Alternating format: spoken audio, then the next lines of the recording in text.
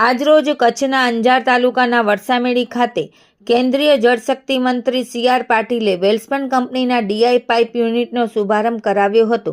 કેન્દ્રીય જળશક્તિ મંત્રીએ વેલસ્પન કંપનીની મુલાકાત લઈને કંપનીના ઓપરેશન, આંતરરાષ્ટ્રીય કક્ષાની મેન્યુફેક્ચરિંગ સુવિધાઓને નિહાળી હતી.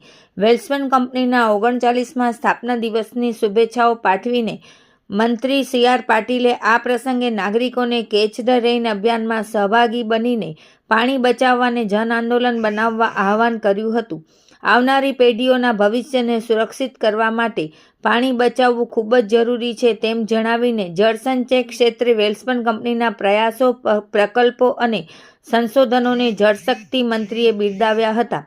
આ પ્રસંગે વેલસ્પન ગ્રુપની વિવિધ કંપનીઓને અલગ અલગ કેટેગરીમાં બેસ્ટ કામગીરી અને લક્ષ્યાંકો હાંસલ કરવા બદલ કેન્દ્રીય જળશક્તિ મંત્રીના હસ્તે એવોર્ડ એનાયત કરવામાં આવ્યા હતા.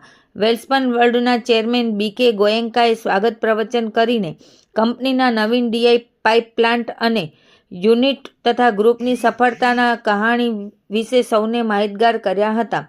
ભૂકંપ બાદ અંજાર ખાતે ટોવેલ અને પાઇપ પ્લાન્ટની સ્થાપનામાં સરકારના સહયોગ બદલ ચેરમેને આભારની લાગણી વ્યક્ત કરી હતી. તેઓએ વડાપ્રધાન નરેન્દ્રભાઈ મોદીના વિઝનથી અને કેન્દ્રીય જળશક્તિ મંત્રી સી.આર. પાટીલના માર્ગદર્શન હેઠળ નલ સે જલ યોજનામાં ભારત સરકારે હાંસલ કરેલા લક્ષ્યાંકો તેમજ પેયજળમાં આવેલા આમૂલ પરિવર્તનને ઐતિહાસિક ગણાવ્યું હતું.